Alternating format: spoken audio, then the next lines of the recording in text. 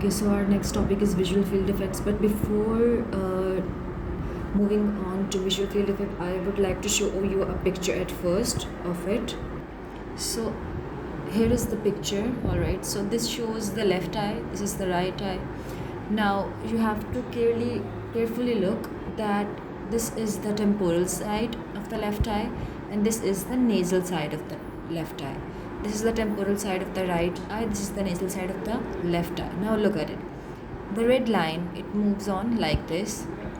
The temporal side, the blue line of the left eye of the temporal side moves like sides, but the nasal ones are crossing. Okay, the nasal ones are crossing.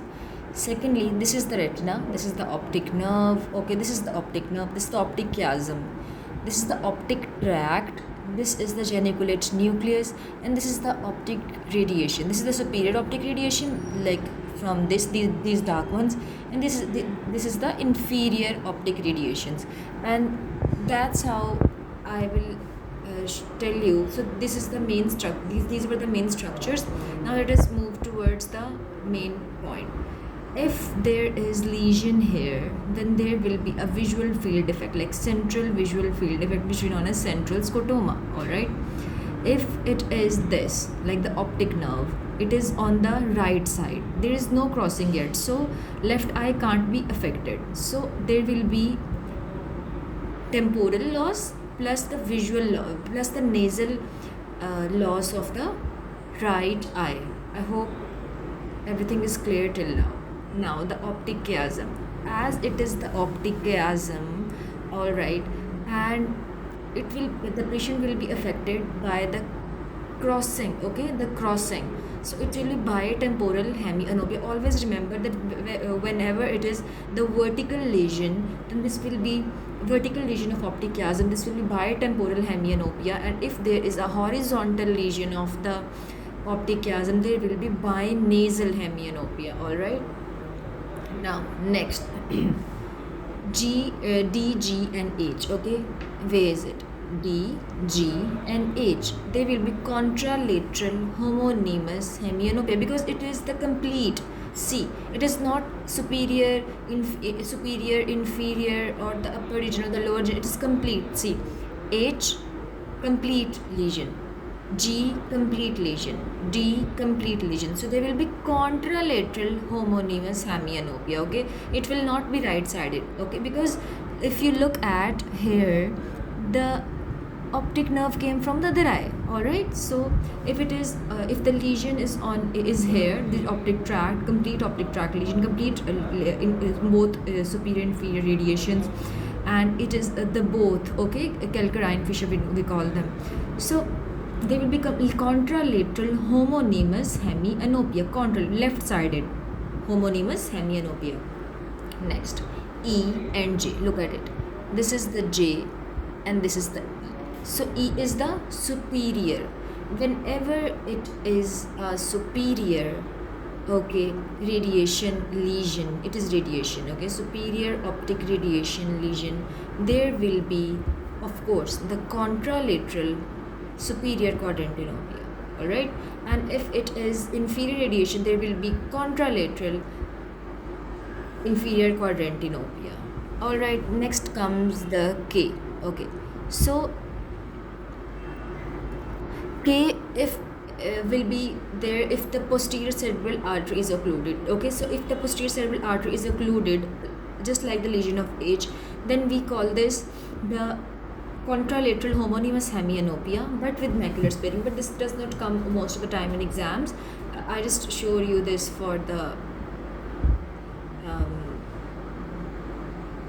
cramming purposes. Okay, let me show you again. Like, see, if you can see this clearly.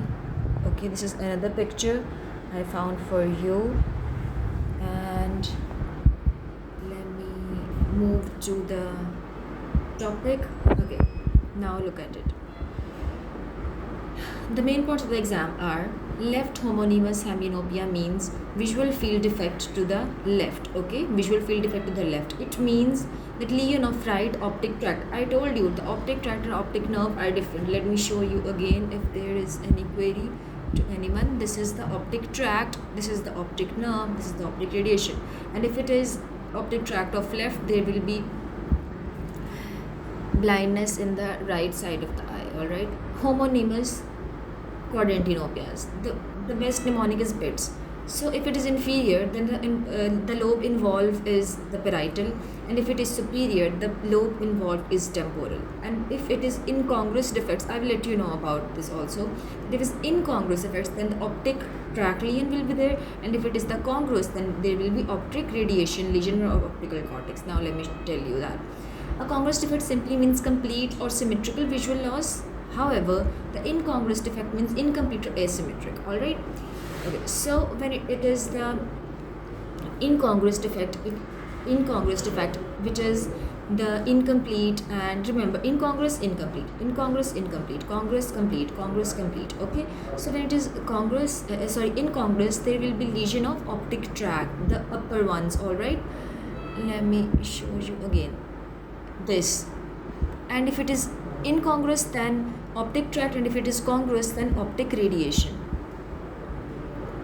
Next, macular sparing. Macular sparing means lesions of occipital cortex. If there is occlusion of the posterior, which was that posterior cerebral artery. Yeah. Okay. Next, I have told you in homonymous quadrantinopias, if it is PITS, if it is superior, then the lobe will be temporal. See, if it is superior lesion, the lobe will be temporal. And what will be the lesion of which side of the lesion? Lesion of the inferior optic radiation. And if it is inferior, then the affected side is parietal lobe. And what will be the lesion? Superior optic radiation. All right. Mnemonic is again same bits. Bitemporal hemianopia, lesion of optic chiasm. Let's move to the next. Okay, I will show you a mnemonic for this. All right, so it is upper quadrant defect is more than the lower quadrant defect. Okay, remember, pituitary up in the sky and moves up to the sky and then falls down. So pituitary tumor is having the upper quadrant defect more and then moves to the down, inferior chiasmal compression. Okay, we will only remember the first line, and that's how we can easily relate with the second line, and both of them are important MCQs. Pituitary moves up, so pituitary tumor has more upper quadrant effect and move then fall down, inferior chiasmal compression. So you don't have to remember the other stuff. It will automatically move into your mind, or you can easily remember this, that lower quadrant effect is more than upper quadrant effect in superior chiasmal compression and craniopharyngioma. Okay, so craniopharyngioma has lower quadrant effect more and superior chiasmal compression. So the best thing is pituitary moves up, upper quadrant defect, and then fall down, inferior chiasmal compression. Okay, hey, that's it.